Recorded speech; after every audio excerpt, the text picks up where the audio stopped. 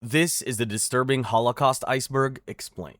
Tier 1, the beginning. You're flipping through a German newspaper in January 1933. There's a photo of a man being sworn in as chancellor. The headlines talk about a new era for Germany, about the new government restoring national pride after the humiliation of World War I, and a lot of people seem genuinely excited. What no one reading that paper at that time realizes is that this appointment will set off the deadliest campaign of mass murder in modern history. Let's start at the beginning. In 1933, a political party called the National Socialist German Workers' Party, or Nazis for short, took control of Germany. Their leader was named Adolf, and the Nazis believed in something called racial hierarchy. They thought certain groups of people were biologically superior to others, and they wanted to create what they called a pure German society. At the top of their hierarchy were people they called Aryans, which basically meant Germans who fit their ideal image. Blonde hair and blue eyes. At the bottom were Jewish people, who the Nazis hated and blamed for Germany's problems after World War I. The hatred didn't appear out of thin air. Across Europe, Jewish people had been mistreated for centuries. Religious hostility, economic blame games, and wild conspiracy theories painted them as some hidden threat pulling invisible strings. And those ideas stuck around longer than they should have. When the Nazi Party came to power, they widened the circle of persecution. Jewish communities were their main target, but they also went after Roma people, whom they labeled gypsies, people with physical or mental disabilities, gay men, Jehovah's Witnesses, and political opponents like communists and socialists. If you didn't fit their idea of what Germany was supposed to look like, you were in danger. As Germany expanded its control after 1933, things just kept getting worse. First inside Germany, then Austria and Czechoslovakia, then Poland, France, the Netherlands, Belgium, Greece, and Hungary. Wherever German authority took hold, the system followed. But as you're about to see, it didn't start with mass killings.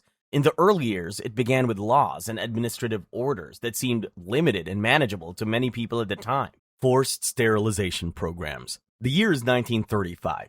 A young Romani woman in Germany is summoned to a government medical office for what she is told is a routine examination. She goes, is examined, and then informed that under the law for the prevention of genetically diseased offspring, she has been classified as unfit to reproduce. The decision is presented as final. Within weeks, she is taken to a clinic and sterilized without her consent. Ugly as it is to say, this was standard procedure back then. On July 14, 1933, less than a year after the Nazis took power, the German government passed the law for the prevention of genetically diseased offspring. The law was based on eugenics, which is basically the scientific idea that you could improve the human race by preventing certain people from reproducing. And when we say certain people, the Nazis had a pretty long list. Their targets were people with disabilities, chronic illnesses, and mental health conditions.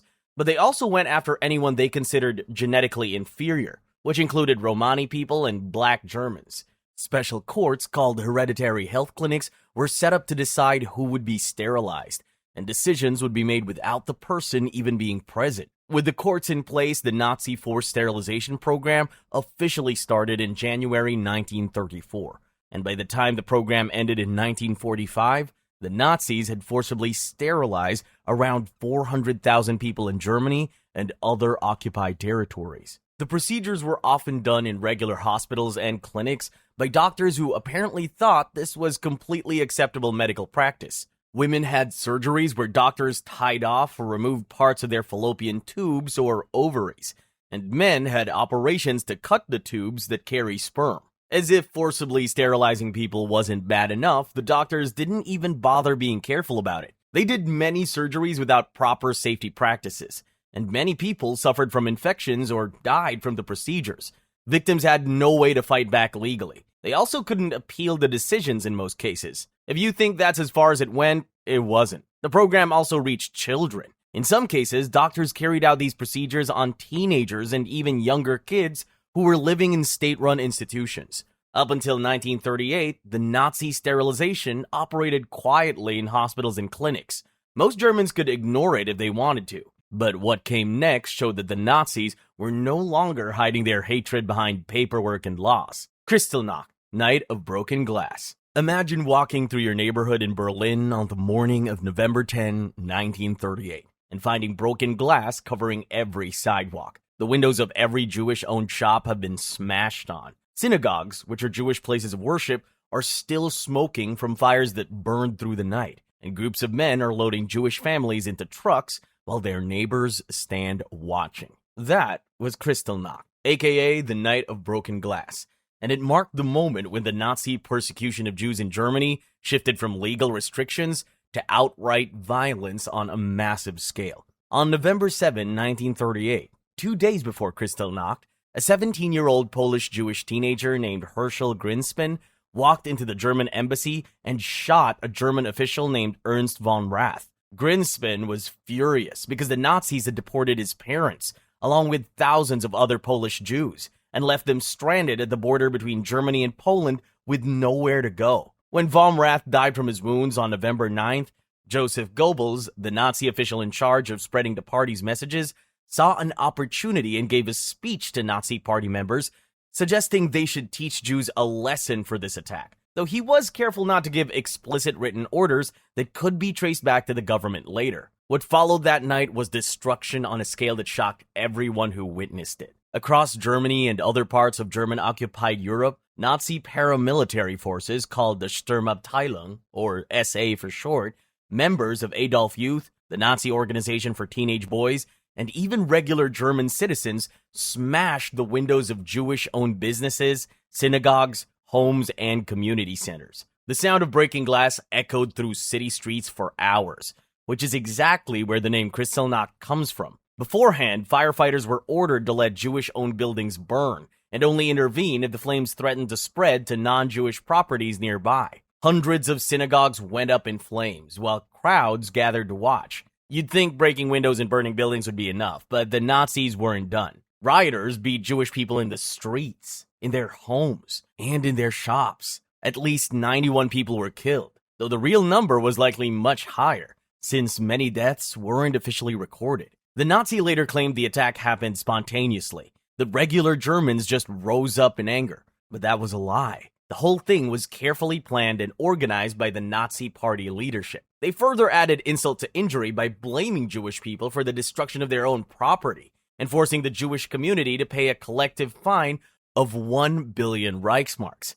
Reichsmarks were the German currency at the time, and 1 billion was a large sum, equivalent to about $400 million in 1938. The fine essentially bankrupted whatever remained of Jewish economic life in Germany. By this point, the Nazis had spent 5 years passing laws and building the legal framework for persecuting Jews inside Germany. But they weren't just focused on what was happening domestically. In 1939, after Adolf and the Nazis had successfully taken over Austria, parts of Czechoslovakia, and other territories without much resistance, they invaded Poland.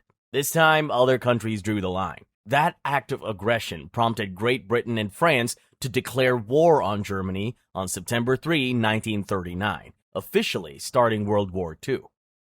Action T4, Euthanasia Program. It's 1940 in Germany when a doctor arrives with official papers saying your little brother, who has a disability, must be transferred to a special care facility. It's required by law, he says. Visits will come later. Weeks after he's taken, a letter arrives, saying he suddenly died from pneumonia, and his body had already been burned. This was the reality of Action T4, the program that Nazis created to kill people with physical and mental disabilities. The program ran between 1939 and 1941, and the name comes from Tiergartenstrasse 4, the address of the Berlin office that coordinated the killings. Remember the forced sterilization program, where the Nazis decided certain people should not be allowed to have children because of disabilities or conditions they labeled hereditary? Action T4 took that logic further. If certain people should not reproduce, the regime began asking why they should be allowed to live at all. The issue was public reaction, so the state wrapped the policy in paperwork and medical language. Families were told their relatives were being transferred to special facilities for better treatment. In reality, they were being sent to killing centers. The pattern was simple and disturbingly efficient. Reassure the family, remove the patient, kill them, send a falsified death certificate, and move on. Doctors and medical staff had to report patients with disabilities or chronic illnesses to review panels.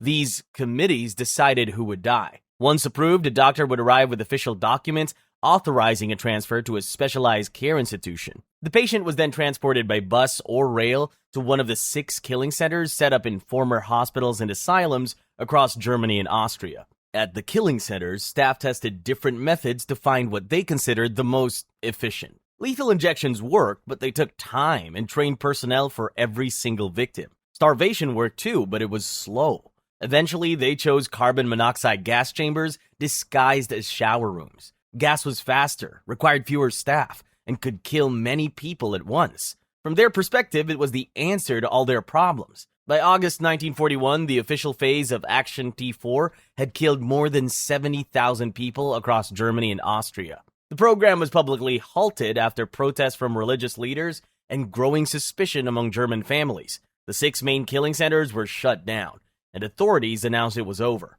Except it wasn't. The Nazis just got quieter about it. They just stopped using centralized gas chambers and switched to what historians now call wild euthanasia, which is just a fancy term for scattered murder. Doctors at individual hospitals and institutions would kill patients through lethal injections or deliberate starvation with no official paperwork and no central coordination. With this new system in place, the killings became quieter and harder to track, and they continued throughout the war, bringing the total number of victims to an estimated 200,000. Tier 2. Einsatzgruppen. A convoy of trucks rolls into your village somewhere in Ukraine in the summer of 1941. German soldiers just passed through a few days ago heading east, so you figured the worst was over. But the men in these trucks don't look like the soldiers you saw before. They're wearing different uniforms, and they're going door to door telling Jewish families to gather in the town square for resettlement to work camps. Your neighbor asks where they're being taken, and one of the men just smiles and say it's only a few kilometers away. Nothing to worry about. Those men in different uniforms were the Einsatzgruppen, which translates to task forces or deployment groups in English. They were mobile killing squads made of SS men, police officers, and sometimes local collaborators who volunteered to help. However, these killing squads were part of a larger German military operation. In June 1941, Germany invaded the Soviet Union in an operation called Operation Barbarossa. As the German army pushed east through Poland, the Baltic states, Ukraine, and Russia, the Einsatzgruppen followed right behind them. There were 4 main units, labeled A, B, C, and D, and each one followed behind a different section of the German army. Their orders came directly from Heinrich Himmler, the head of the SS, and Reinhard Heydrich, who ran the Reich Security Main Office. So how did these guys carry out their operations? Usually, they'd enter a town, gather the Jewish population under some excuse like resettlement or registration, then transport them to a remote location. Once they arrived at the location, victims were forced to strip naked, hand over their valuables, and line up at the edge of pits or ditches. Then they were shot, usually in the back of the head or neck. One of the most infamous massacres happened at Babi Yar, a ravine near Kiev. Over the course of just 2 days, more than 33,000 Jewish men, women, and children were rounded up, forced to the edge of the ditch, and shot. The executions were carried out so relentlessly that the shooters rotated in shifts. Even the perpetrators found the pace physically and mentally draining, which says more about the scale of the killing than anything else. Between June 1941 and 1943, the Einsatzgruppen murdered over 1.5 million people across Eastern Europe, most of them Jews. Eventually, the Nazis decided mass shootings were too slow and too hard on the shooters, so they started experimenting with gas vans, where victims were locked inside trucks and killed by carbon monoxide from the exhaust. This innovation later influenced the design of gas chambers at Nazi prison camps that were built for killing Jews. We'll talk about those in a bit. The Wannsee Conference. 15 men in suits sat around a table in a fancy villa by a lake just outside Berlin on January 20, 1942. It looked like a routine government meeting, complete with coffee, pastries, and polite conversation, while secretaries took notes. They discussed logistics, transportation schedules, and administrative procedures for something they kept calling the final solution to the Jewish question. The whole meeting took about 90 minutes, and when it was over, the men in attendance had essentially planned out the mass murder of 11 million people. This meeting was later referred to by historians as the Wannsee Conference, named after the lakeside suburb of Berlin where it took place. The whole thing reads like a corporate planning session from hell. By January 1942, the Nazis had already been killing Jewish people for months. The Einsatzgruppen had been shooting people in Eastern Europe since the summer of 1941, and experimental killing centers were already operating in occupied Poland. But these operations weren't coordinated. Different agencies and departments were doing their own thing, which the Nazis thought was inefficient. So the Wannsee Conference was called to get everyone on the same page. The meeting was organized by Reinhard Heydrich, who was the chief of the Reich Security Main Office and one of the main architects behind Nazi genocide policies. The Reich Security Main Office was basically the Nazi headquarters for intelligence, police work, and security operations across Germany and occupied territories. Reinhard called together representatives from different German government departments, including the SS, which was Adolf's elite paramilitary force that ran Nazi prison camps. He also called the Ministry of Justice, the Foreign Office, and various other agencies. The goal was to coordinate what the Nazis called the final solution to the Jewish question, their plan for mass deportation and murder of Jews across all the parts of Europe that the Nazis had taken over. Adolf Eichmann attended the conference as Heydrich's assistant and took the meeting minutes. Those minutes are one of the few surviving Nazi documents that explicitly discuss the plan to wipe out the Jewish population, because most evidence was destroyed near the end of the war. The participants in the meeting discussed how to handle mixed-race individuals, what to do about Jews married to non-Jews, and how to coordinate with different countries under Nazi control. The minutes describe deportations to prison camps as evacuation to the east. They lay out plans to push Jews into forced labor under conditions designed to break them, then refer to deaths from starvation and exhaustion as natural diminution, like people were just fading away on their own. And for anyone who somehow survived that, the document says they would be treated accordingly, which was the polite, bureaucratic way of saying they would be killed. The Wannsee Conference shows that the Holocaust was a carefully planned government program involving lawyers, office workers, and administrators. Educated professionals sat in a lakeside villa and calmly worked out the details of genocide like they were planning a public works project. The villa where the meeting took place is now a Holocaust memorial and museum. Only one copy of the meeting minutes survived the war, and it was found in the files of the German Foreign Office in 1947. Of the 15 men who attended the conference, only 8 survived the war. Some died in combat or took their own lives, and several more were tried and executed for war crimes at Nuremberg, which we'll get to in Tier 5. Eichmann escaped to Argentina, but was captured by Israeli agents in 1960, put on trial in Jerusalem, and executed in 1962. Auschwitz-Birkenau. It's late at night in 1944, and you've been packed into a cattle car with 100 other people, traveling for days. The journey started when Nazi soldiers went door to door in your Hungarian neighborhood, rounding up every Jewish family they could find. They said you and all the others were being sent to work camps where you'd help produce supplies for Germany's war against the Allied forces, and that able-bodied people would have jobs while everyone else would be housed and fed. Now the car doors are sliding open, and all you see are guards shouting and sorting people into different groups. Welcome to Auschwitz-Birkenau, the largest factory of death ever constructed by human hands. After the Wannsee Conference made genocide official policy, the Nazis needed facilities that could kill thousands of people per day. Birkenau became their answer. The camp was located in occupied Poland at a railway junction, making it easy to bring in victims from across Europe. It had room to expand, and it was far enough from major cities that the Nazis thought they could hide what was happening there. Birkenau was actually a complex of 3 main camps. Auschwitz I was the original camp, established in 1940 to hold Polish political prisoners. Auschwitz II-Birkenau, the one we're talking about, was built starting in 1941 as the main killing center, designed specifically for mass murder. And Auschwitz III-Monowitz was a forced labor camp where prisoners worked in factories until they died from exhaustion, starvation, or disease. The entire complex eventually included dozens of smaller subcamps spread across the region. When trains arrived at Birkenau, Nazi military doctors performed what they called selections on the platform where prisoners were unloaded. The SS had the doctors divide new arrivals into 2 groups based on whether they looked strong enough for forced labor. Anyone deemed too weak, too old, too young, or too sick was sent directly to the gas chambers, which were set up to look like shower rooms so people would not panic. They were told they need to wash before entering the camp, so they were ordered to undress and place their belongings in marked piles with the promise they would collect them later. Once the room was full, sometimes holding up to 2,000 people at a time, the doors were sealed. Zyklon B pellets were then dropped through openings in the ceiling.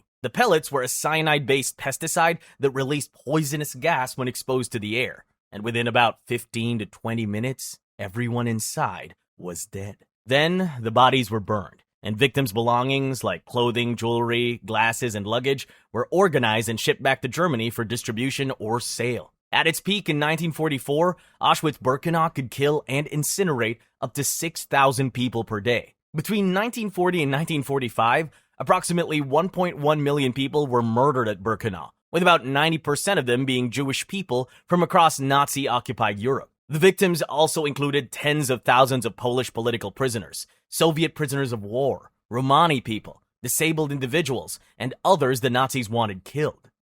The Ravensbrück rabbit experiments. It's 1942, and you're a young Polish woman imprisoned at Ravensbrück concentration camp, the main women's camp in Nazi Germany. One night, guards enter your barracks and pull you and several others out without explanation, then march you to the camp hospital, which everyone knows is not a place for healing. Doctors strap you to a table and inject something into your leg before you can even ask why. Hours later, you wake up in blinding pain. Your leg is wrapped in thick bandages, and no one tells you what they did. You'll later learn that you've been forced into what prisoners called the rabbit experiments, because the women were handled the same way scientists handled test animals. Between 1942 and 1943, Nazi doctors at Ravensbrück conducted medical experiments on around 74 Polish women. The experiments were led by Dr. Karl Gebert, Heinrich Himmler's personal physician, along with Dr. Fritz Fischer and other SS medical staff. They wanted to test treatments for infections that German soldiers were getting from battlefield wounds, and they needed human test subjects.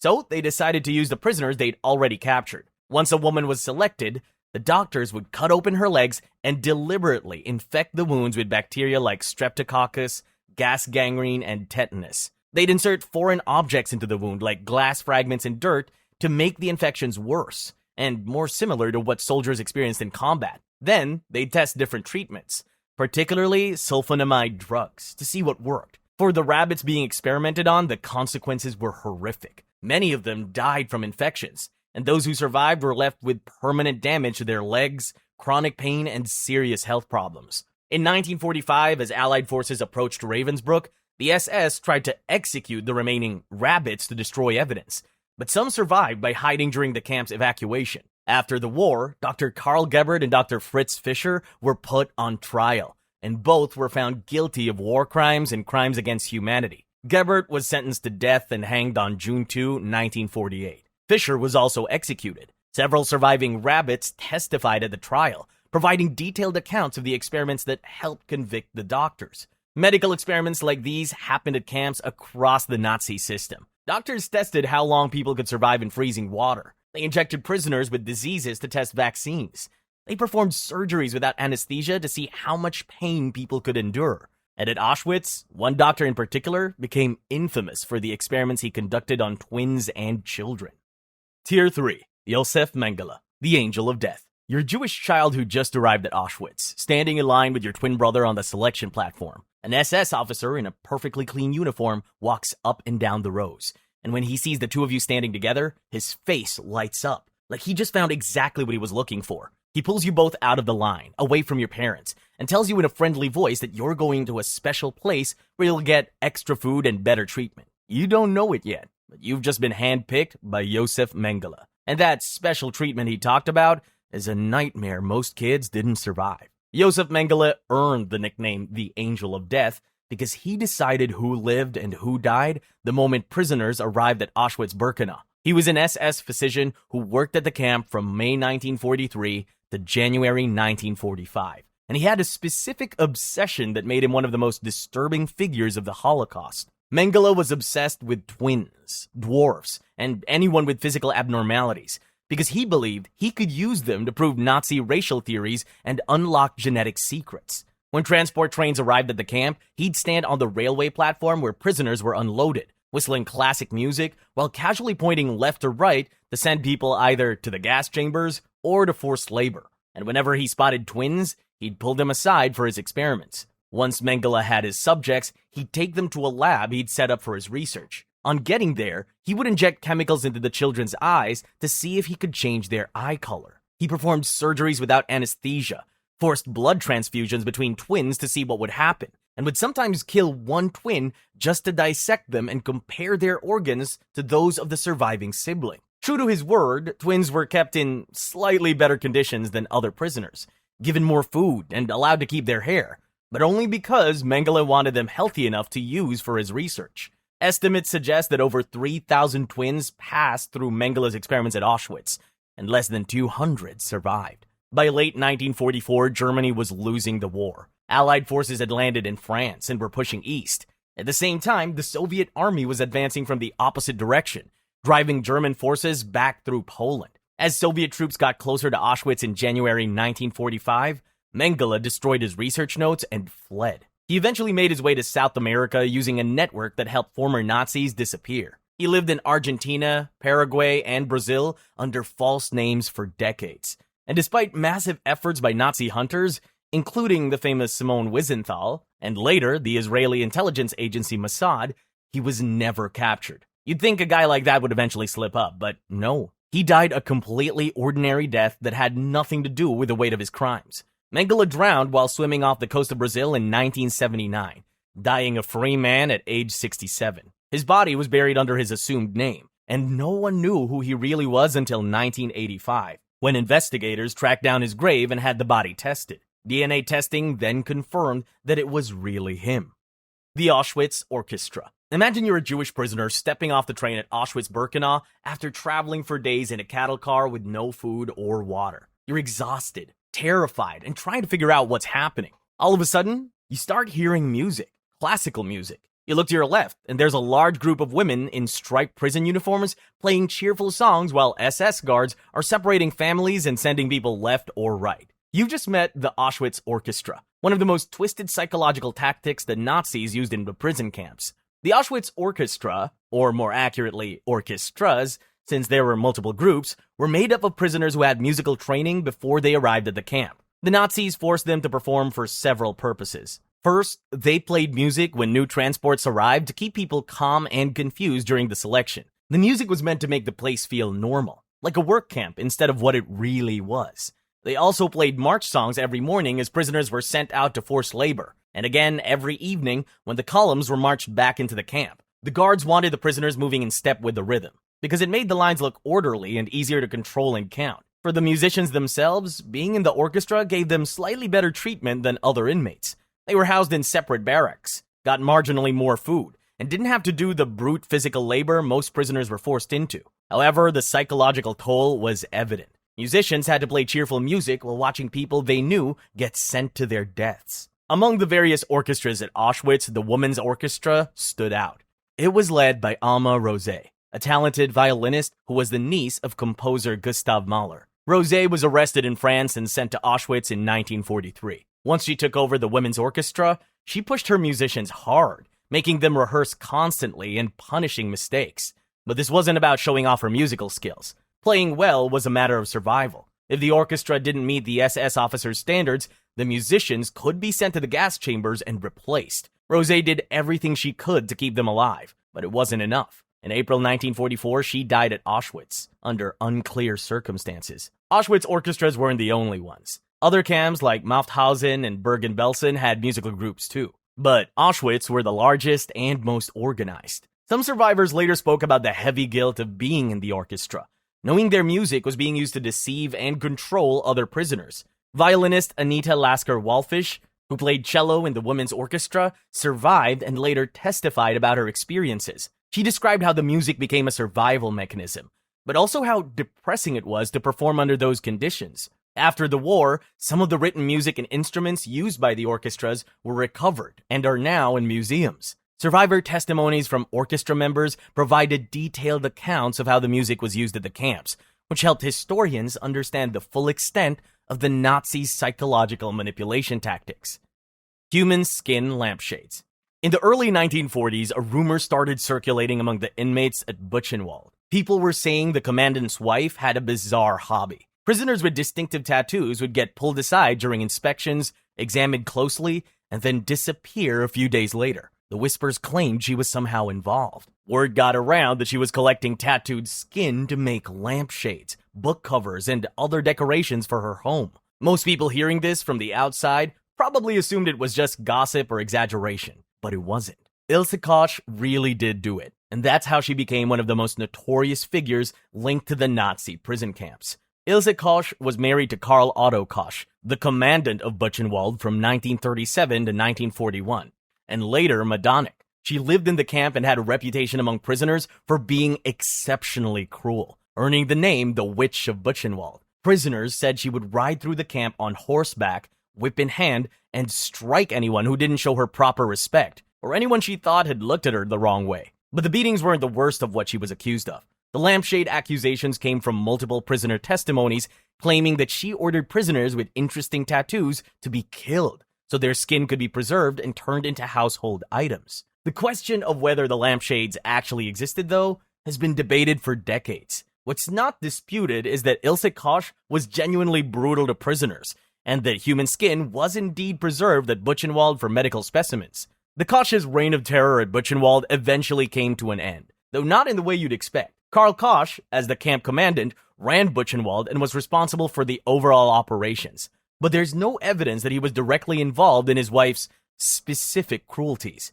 However, he was arrested by the SS in 1943 for embezzlement and other corruption charges, and he was executed by the Nazis in 1945 before the war ended. Ilse Koch, on the other hand, was arrested by American forces after the war and put on trial in 1947. She was initially sentenced to life in prison, but the sentence was reduced, and she was released in 1949 due to a lack of evidence to back some of the charges against her. German authorities rearrested her in 1951, and she was tried again, this time by a West German court, and sentenced to life in prison for her role in the murders of the prisoners. She eventually took her own life in prison in 1967.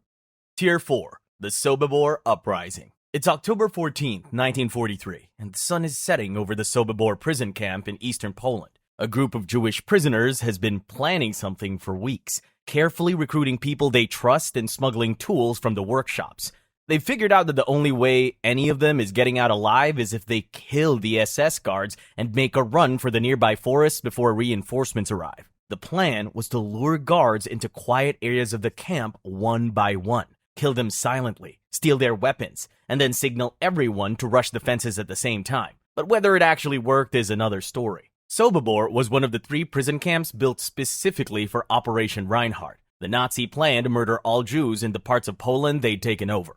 The camp operated from May 1942 to October 1943 in a remote forested area near the border with Ukraine. An estimated 170,000 to 250,000 people were murdered at Sobibór, almost all of them Jewish. The victims came from Poland, the Netherlands, France, Germany, basically anywhere the Nazis had control. Only a few hundred prisoners were kept alive at any given time to operate the camp. They were responsible for sorting belongings, removing bodies from the gas chambers, and maintaining the facilities.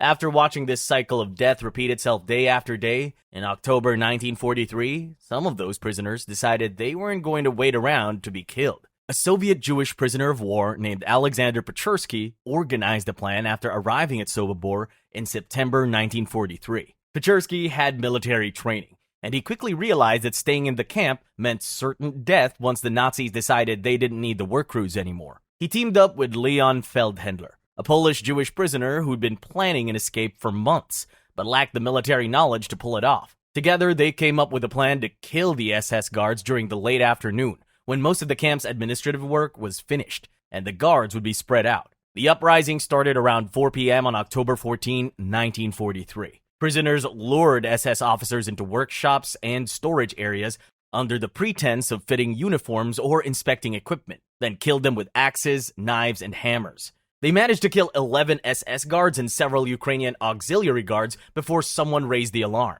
Once the remaining guards realized what was happening, they opened fire. The prisoners had a plan, but the gunfire threw everything into chaos. About 300 of them charged toward the main gate and fences without any real coordination. Some were shot by guards in the watchtowers. Others ran straight into landmines in the surrounding fields. Still, around 200 prisoners managed to break through and reach the forest that day. Over the next days and weeks, German forces, along with local collaborators, tracked most of them down. By the time the war ended, only about 50 of the original 200 survivors were still alive. After the uprising, the Nazis shut down Sobibór permanently. They demolished the gas chambers, plowed over the mass graves where the people they killed had been buried, and planted trees behind to hide the evidence. Alexander Pechersky survived the war, returned to the Soviet Union, and testified about Sobibór at the war crimes trials.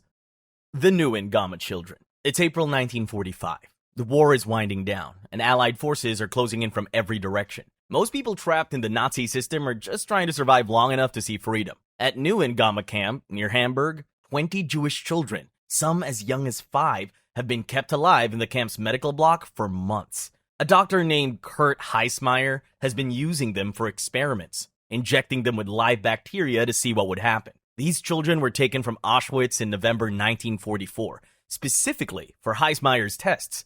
He wasn't trying to cure anyone or develop a real treatment. This was purely twisted experimentation. He had this theory that injecting TB bacteria directly into the lungs would help the body build immunity, which any doctor could have told him was nonsense, but he wanted to see for himself. The children were injected multiple times. They developed infections and painful sores, and spent months suffering in the camp while Heismeyer took notes and did nothing to ease their pain. On April 20, 1945, with British forces literally days away from reaching the camp, the SS decided to kill the children and the 4 adult prisoners who'd been assigned to take care of them. They couldn't just shoot them at Neuengamme because that would leave bodies and evidence, so they transported all 20 children and the adults to a nearby school building in Hamburg called Bullenhuser Dam. Later that night, SS officers hanged the children one by one in the basement. The oldest was just 12 years old. After the children were dead, they hanged the 4 adult caretakers who'd witnessed everything. Then they tried to burn the building to destroy evidence,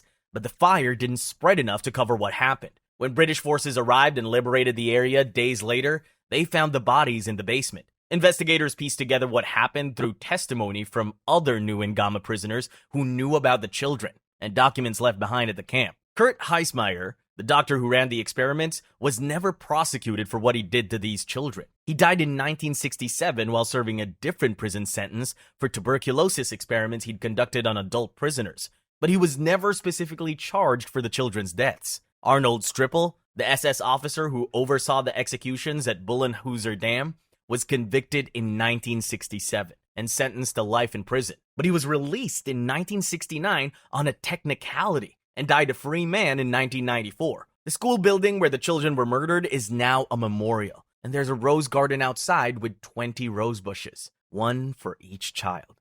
The Klooga Massacre. Imagine you're a Soviet soldier pushing through Estonia in September 1944, driving German troops back through the Baltic states. Your unit moves into a forested area near a small town called Klooga, and you spot what looks like an abandoned labor camp. As you get closer, something in the open catches your eye. Rows of wood stacked in neat piles. At first, it doesn't register, but then you realize the horrifying truth. There are bodies layered in between the logs, dozens of them, stacked with wood on top, then more bodies, more wood. Some of the piles are still smoking from fires that didn't finish burning. What you're looking at is the aftermath of a mass killing that happened just hours before Soviet soldiers arrived at the Klooga prison camp. The camp had been operating since 1943 as a subcamp of the Vaivara system, which was a network of prison camps the Nazis ran in Estonia. According to reports, around 2,000 to 3,000 Jewish prisoners were held at the camp. Most of them were from Lithuania, Poland, and other parts of Eastern Europe. They were forced to work there in terrible conditions, cutting timber, building defensive barriers, and doing other labor for the German war effort. By September 1944, the Soviet army was getting close, and the SS decided to get rid of all the prisoners rather than let them go free. On September 19, just hours before Soviet troops arrived, SS guards ordered the prisoners to build funeral stacks under the pretense of burning waste materials. Once the stacks were ready, the guards started shooting prisoners in small groups and stacking their bodies on the wooden platforms. They worked through this secretly, killing around 1,500 to 2,000 people over the course of several hours. Some prisoners realized what was happening and tried to run into the forest, but most were shot before they could get far. The guards then poured gasoline on the stacks and set them on fire, but they didn't have enough time to let them burn completely before they had to retreat ahead of the advancing Soviet forces. When the Soviets arrived, they found partially burned bodies still arranged in rows on the stacks, along with about 85 survivors who'd managed to hide in the woods during the massacre. The Klooga Massacre became one of the most photographed horrors of the Holocaust, as Soviet forces brought journalists and photographers to document what they found. The images were used as evidence in the war crimes trials and helped show the world what the Nazis had been doing in the camps. After the war, some of the guards responsible for the massacre were prosecuted, though many escaped or were never identified. The site at Klooga is now a memorial, with markers indicating where the stacks were found. Tier 5. The Sachsenhausen Death March. Imagine you survived years in one of the Nazi prison camps just north of Berlin. It's April 1945, and you can hear Soviet gunfire getting closer every day. Liberation feels like it's just around the corner, maybe a week or two away at most. Then, on April 21, SS guards start ordering everyone out of the barracks and forcing you to stand in formation. All of a sudden, they start marching everyone northwest toward the Baltic Sea, and no one tells you why or where exactly you're going. You're already starving, sick, and can barely stand after years of forced labor and starvation rations. But the guards make it clear that anyone who falls behind or tries to escape will get shot on the spot. This brutal journey later came to be known as the Sachsenhausen Death March, and it killed over 6,000 prisoners before the Soviet forces could do anything. The Sachsenhausen camp had been operating since 1936 as one of the first major prison camps built by the Nazis. It held political prisoners, Jewish, Romani people, Soviet prisoners of war, and others the Nazis targeted. By April 1945, the camp was overcrowded and full of sick people, and the SS knew the Soviets were about to arrive. Rather than let tens of thousands of witnesses survive to testify about what happened there, they decided to evacuate the camp and march the prisoners away from the advancing Soviet army. So on April 21st, the SS forced around 33,000 prisoners to start marching northwest. Prisoners were made to walk 20 to 30 miles a day in freezing April weather, with little to no food or water. Meanwhile, many were wearing thin prison uniforms and had no proper shoes. Guards shot anyone who collapsed from exhaustion, tried to escape, or even slowed down too much. Local German civilians watched the columns of prisoners move through their towns, and some left food or water out, though helping prisoners could get you shot by the SS. The march then split into different routes as it went on, with some groups forced to march toward Schwerin, a city further northwest, and others toward the Baltic Sea coast. Thousands of prisoners died along the way from gunshot wounds, starvation, or simply collapsing and being left to die. By early May, SS guards started abandoning the columns as Germany surrendered and Allied forces moved in. Some prisoner groups were liberated by American or Soviet troops along the route, while others just found themselves suddenly alone when the guards disappeared. Estimates suggest that over 6,000 prisoners died during the Sachsenhausen Death March, either shot by guards or dead from exhaustion. The exact number is hard to pin down because bodies were left along the road and in forests, and many weren't recovered or identified until after the war. Liberation of the camps. It's April 1945 and you're a British soldier, advancing through Germany with your unit. Commander tells you there's a camp up ahead that needs to be secured. Some kind of labor facility the Nazis were running. You're expecting maybe a few hundred workers, some barbed wire, standard wartime stuff. But when you finally walk through the gates, you see thousands of people who look like skeletons with skin stretched over bones, staring at you with hollow eyes. As you move further, you see piles of corpses stacked like firewood, and ovens used to burn bodies still warm from recent use. Nothing in your training prepared you for this, and the images are going to follow you for the rest of your life. That's what happened when Allied forces started liberating Nazi prison camps between 1944 and 1945. By that point, Germany was losing the war badly. Soviet forces were pushing from the east through Poland and toward Berlin. American and British forces had landed in France in June 1944 and were advancing from the west. As Allied troops pushed deeper into German-occupied territory, they started discovering the prison camps and death camps the Nazis had built across Europe. The Soviets were the first to reach a major camp when they arrived at Majdanek, one of the prison camps in Poland, in July 1944. But they didn't fully understand what they were seeing at first. The scale of the Holocaust wasn't widely known yet, and Soviet media focused more on Nazi crimes against all Soviet citizens rather than specifically highlighting the planned murder of Jews.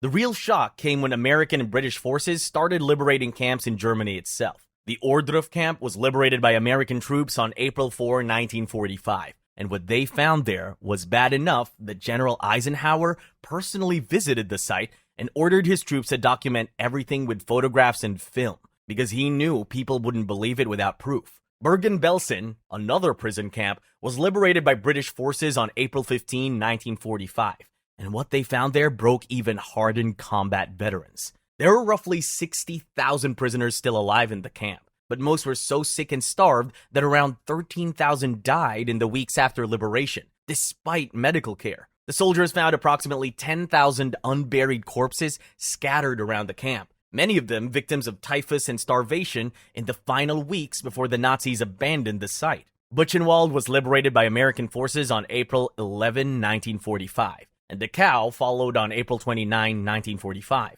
At Dachau, American soldiers were so enraged by what they saw that some executed SS guards on the spot, shooting them even after they surrendered. This later became a controversial issue because executing prisoners of war, even Nazi guards, technically violated international laws about how to treat captured enemies during wartime. The soldiers involved were investigated, but given what they just witnessed in the camp, most people understood why it happened, and the cases were quietly dropped. The liberating soldiers found survivors who weighed 70 or 80 pounds. There were people who couldn't walk, people who'd watched their entire families murdered, children who'd been used for medical experiments. The soldiers gave them food, but many survivors died anyway because their bodies couldn't handle regular food after years of starvation. By the time all the camps were liberated in 1945, the Allies had freed hundreds of thousands of survivors, but millions had already been murdered. Entire communities that had existed for centuries were gone, and the world now knew the full extent of what the Nazis had done. The question now became, what do you do with the people responsible? Then the Allied powers, meaning the United States, Britain, France, and the Soviet Union, decided that the Nazi leadership needed to be put on trial, not just executed. Now the world would see exactly what they'd done, and why it could never be allowed to happen again. Nuremberg Trials. It's November 20, 1945, and the courtroom in Nuremberg, Germany is packed with journalists, translators, and guards. 21 men in dark suits sit in the defendant's dock, most of them looking bored or annoyed, which is insane considering what's about to happen. Hermann Göring, Adolf's second-in-command, sits in the front row. A few seats down is Rudolf Hess, who helped write Mein Kampf, the book where Adolf laid out his plans for Germany and his hatred of Jews.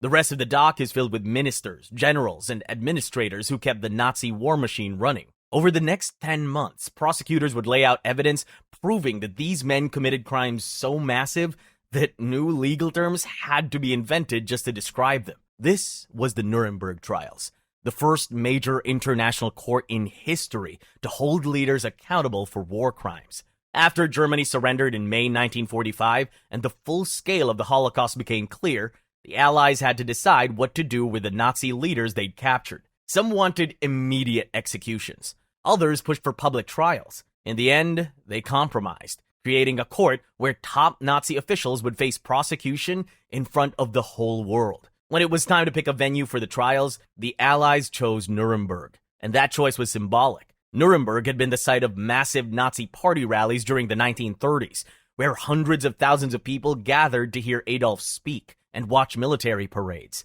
The Nazis had used Nuremberg as a symbol of their power. Now, it would be the place where they answered for their crimes. The prosecutors charged the defendants with three main crime categories. First was crimes against peace, which meant planning and starting wars of aggression. Second was war crimes, like murdering prisoners and civilians. And third was crimes against humanity, a brand new legal category created specifically to cover the Holocaust and other acts of genocide. The Nazis documented everything they did, which made the prosecutors' job a lot easier. The prosecutors brought in thousands of documents, including the meeting minutes from the Wannsee Conference, photographs from liberated camps, and testimony from survivors. They showed footage that Allied forces had filmed when they liberated the camps, and even some of the defendants looked uncomfortable watching it. The trials also shut down one excuse that keeps popping up whenever people do terrible things. Several defendants tried claiming they were just doing what their superiors told them to do, but the court rejected it and said individuals are responsible for their own actions, even during wartime. Of the 21 original defendants, 12 were sentenced to death by hanging. 3 got life in prison. 4 received sentences ranging from 10 to 20 years, and 3 were found not guilty. Hermann Göring was sentenced to death, but he took his own life by swallowing a cyanide pill he'd somehow hidden the night before his scheduled execution. The executions of the others sentenced to death were carried out on October 16, 1946, and the bodies were incinerated. Their ashes were scattered in a river so there wouldn't be any grave sites that could become shrines for Nazi sympathizers. That's it for today's Iceberg. We went through a lot, but the reality is the Holocaust's horrors extend even further. There were hundreds more camps, countless personal stories, and entire parts of the persecution we didn't cover. The scale and depth are staggering, and this video is just one look at it. If you made it this far, make sure to like and subscribe for more icebergs like this.